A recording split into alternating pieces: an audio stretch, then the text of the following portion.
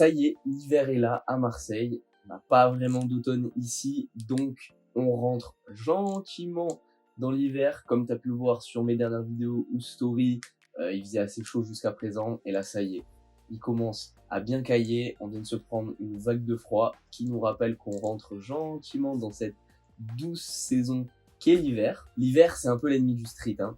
Qu'on aime ou qu'on n'aime pas cette saison, en tout cas, ce qu'on préfère en général, c'est s'entraîner en extérieur. Et selon où on est, et même ici dans le sud, quand ça commence à arriver, ça devient un petit peu compliqué. Et c'est souvent pendant cette période qu'on voit pas mal de personnes réduire les entraînements, voire même stopper temporairement le temps que l'hiver passe. Ce qui est dommage, certes, mais qui va venir faire le tri entre ceux qui ont la rage et le courage de continuer à s'entraîner et ceux qui vont rester dans leur confort de l'hiver, leur petit chocolat chaud sous la couette. C'est comme ça.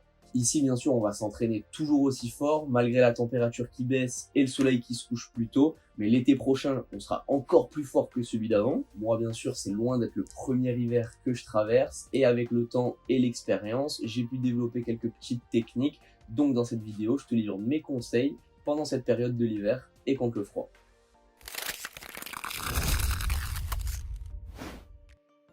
En soi, quel est le problème du froid? On n'a qu'à se couvrir, non? Le souci, si tu penses comme ça, c'est que tu as commencé le street il y a pas longtemps, ou alors que t'as pas vraiment compris le principe du street, c'est-à-dire que plus on est léger, plus on est fort.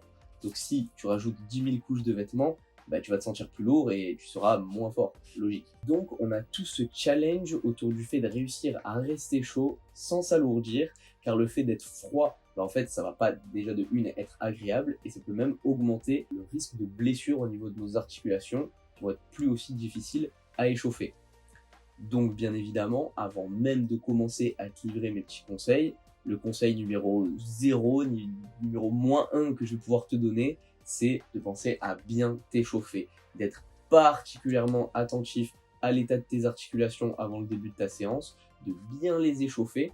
Et le mot échauffer pour le coup là est vraiment super important parce que tu vas essayer d'être le plus chaud possible au niveau de tes articulations pour que tes muscles soient prêts à encaisser toute cette tension malgré tout ce froid. Donc ça, c'est la base. Base numéro 1. Et base numéro 2, je pourrais appeler tips conseil 0, entraîne-toi en intérieur. Oui, c'est un peu débile, c'est pour ça que c'est conseil 0. Conseil 0, entraîne-toi en intérieur. Ça va être beaucoup mieux que l'extérieur, là où on va atteindre des températures plus basses. C'est la base. Si tu as possibilité de t'entraîner en intérieur, fais-le. Je vois pas pourquoi tu te priverais. Alors, oui, il y a des personnes qui vont me dire qu'en intérieur, elles n'ont pas les mêmes performances, que déjà, on est seul. Enfin, en général, on est seul. On n'a pas forcément accès à une pièce, un grand salon ou quoi pour pouvoir s'entraîner à plusieurs comme je peux le faire des fois dans des vidéos. Alors certains vont me dire qu'ils n'arrivent pas à être performants chez eux, soit parce qu'ils sont seuls ou alors c'est le cadre en fait. Ils ont besoin d'un cadre extérieur autre que chez soi. C'est un peu la même chose que pour le travail, quand on préfère aller étudier en bibliothèque plutôt qu'à la maison. C'est un petit peu la même chose et j'ai été confronté à la même chose pendant longtemps.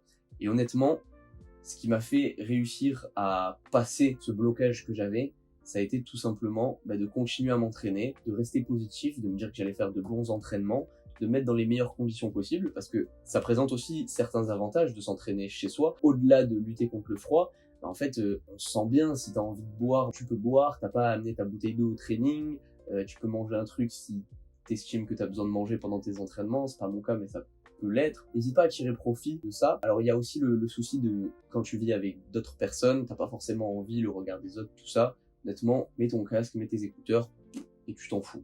Tu t'en fous, t'as rien à perdre. De toute façon, si tu fais du street, t'es déjà soumis au regard des autres, on en a déjà parlé. Y a pas à s'inquiéter. Honnêtement, continue à t'entraîner. Dis-toi que tu vas réussir à perf. Vois les autres personnes qui s'entraînent chez elles et qui arrivent à perf. Y a aucune raison pour lesquelles toi, tu y arriverais pas. Ok, deuxième tips. Ok, on peut commencer avec des vrais tips. Quand c'est l'hiver, t'es peut-être pas au courant, mais on peut mettre ce qu'on appelle des vêtements de compression. Qu'est-ce que c'est des vêtements de compression? Hop. Voilà.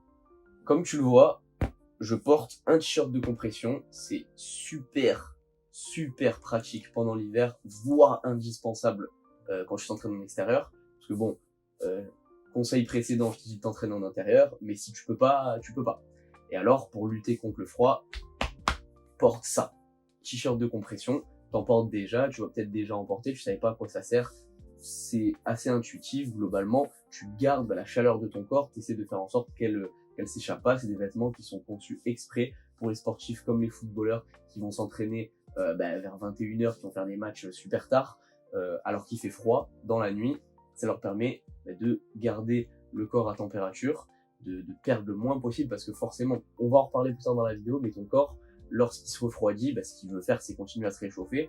Donc en fait, il vient puiser dans ses ressources et ça peut être fatigant. Tu vas peut-être pas le voir sur l'ensemble de ton training, mais peut-être qu'au fur et à mesure, tu vas te sentir plus fatigué, ou alors même sur un seul training, tu vas sentir que tu arrives à faire moins de volume que l'été ou que l'entre-saison. Donc ce genre de vêtements peut être très important à porter. Et ce que je te conseille par rapport à ça, c'est de directement l'enfiler avant même le début du training. Si tu dois prendre la voiture ou les transports, que en tout cas tu pars de chez toi ou d'un endroit chaud, mets-le directement, quitte à avoir un petit peu chaud sur le trajet, parce que en fait, si tu te refroidis le long du trajet avec un t-shirt basique en dessous et que c'est dès que tu arrives au training que tu le mets, en fait, là le but c'est pas vraiment de te réchauffer, mais c'est empêcher ton corps de se refroidir. Donc tu as tout intérêt à le mettre avant de t'entraîner, quand tu es encore au chaud, pour garder cette chaleur-là. Et un conseil que je peux te donner aussi par rapport aux vêtements, c'est avant ton trajet, d'essayer, que ce soit de la tête aux pieds en fait, de mettre des vêtements qui vont conserver la chaleur, où tu vas vraiment avoir chaud pendant ton trajet jusqu'au training,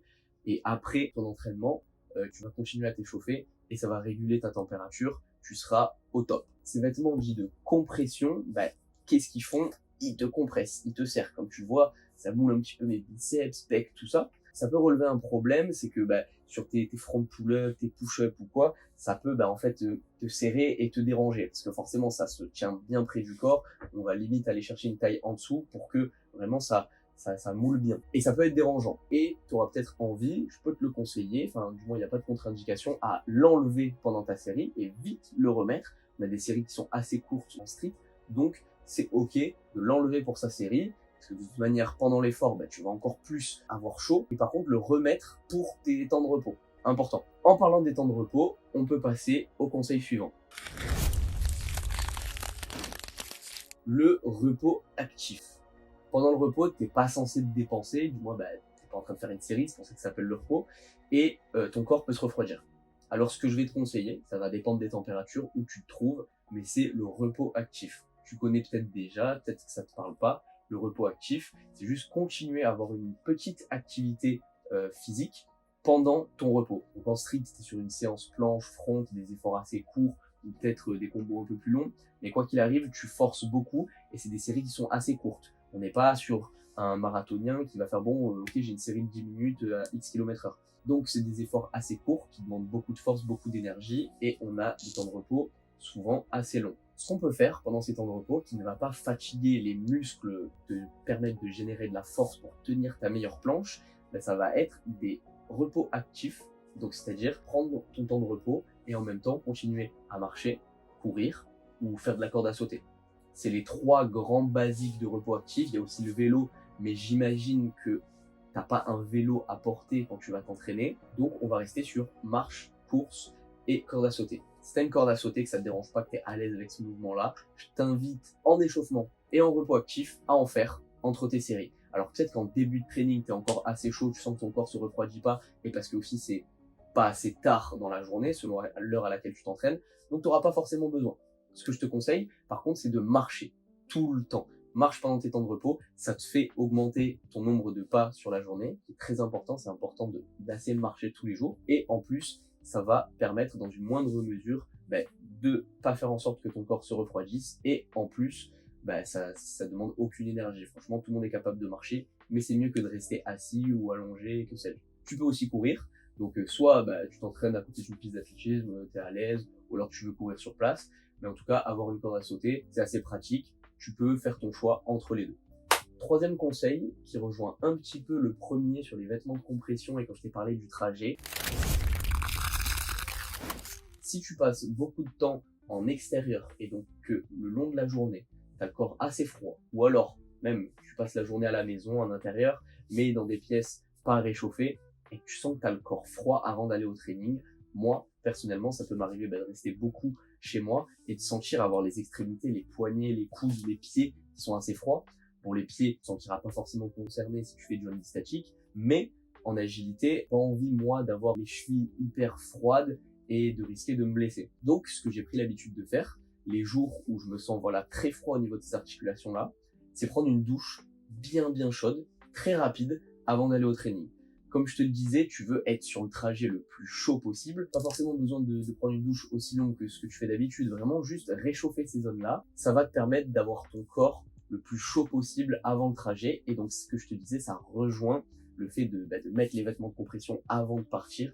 Donc, c'est tout un processus de préparation à l'entraînement que tu peux appliquer. Tu peux très bien faire ça si tu as uniquement les poignets, les tremper dans une bassine d'eau chaude, ou alors si l'eau de ton robinet est assez chaude, juste les tremper dans l'eau. Et ça va t'éviter, tu vas voir, de t'échauffer les poignets ou les chevilles pendant 1000 ans avant ta séance. Donc ce conseil est pas négligeable, franchement.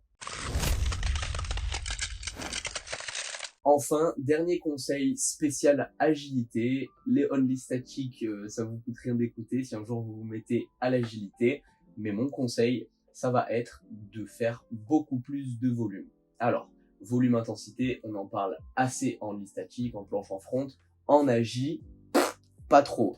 J'ai l'impression qu'on n'est pas beaucoup à faire des vidéos déjà sur l'agilité sur YouTube. J'essaye petit à petit de te transmettre un petit peu mon savoir par rapport à ça. Et là, je vais pouvoir te donner un petit tips l'hiver en agilité. Ça va être donc augmenter son volume. Qu'est-ce que ça veut dire en agi? Ça va être tout simplement augmenter le nombre de tries. Tu pourrais aussi augmenter la durée de tes combos, mais si tu es en train d'apprendre le 3-6, ça va être compliqué. Alors, comment augmenter ton volume? Comment augmenter ton nombre de tries? Tout simplement, ce que tu peux faire, vu qu'il y a toujours des choses à travailler en agilité, et je pense que j'ai une communauté assez jeune, assez débutante en agi qui commence à me suivre, qu'est-ce que tu peux faire? Un exemple tout simple, si tu es en train d'apprendre le 3-6, le 5-4, ou des premiers combos en agilité, pendant tes temps de repos, tu peux faire soit prendre une barre basse, comme je le fais moi au Prado, et continuer à faire quelques rotations, en serrant pas trop la barre pour pas fatiguer ton grip, ou alors tu peux utiliser des maniques. Tu peux faire ça donc sur barre basse ou même sur barre haute directement. Tu peux juste faire des 180 ou des 360 si c'est la base pour toi, mais juste quelques 180 histoire de garder le flow et permettre à ton corps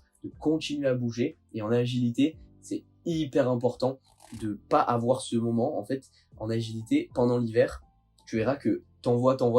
Et s'il y a un moment où tu prends un temps de repos un peu trop long, que ton corps se refroidit, c'est très compliqué de se réchauffer.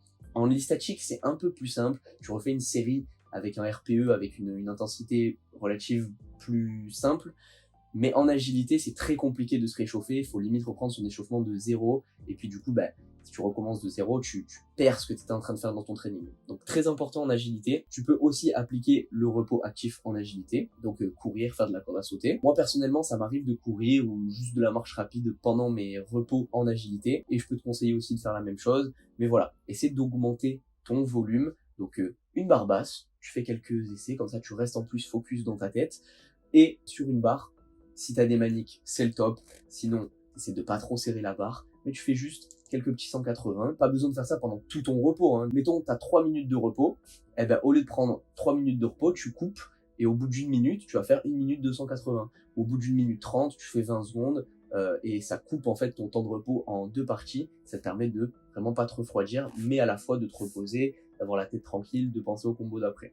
Voilà pour ce tips par rapport à l'agilité. Je sais pas si les only statiques vont écouter jusqu'ici. En tout cas, ça peut être intéressant si vous avez des potes qui font de l'agilité. C'est la fin de cette vidéo. J'espère que tu auras kiffé les tips. Alors voilà, c'est la base, mais je sais que je m'adresse à une communauté assez débutante. Donc je me dis que ça peut être déjà une bonne chose pour commencer à entrer dans peut-être son premier hiver dans le street. Quoi qu'il en soit, c'est des choses qui marchent. Et j'allais pas te donner une méthode miracle pour être super fort l'hiver.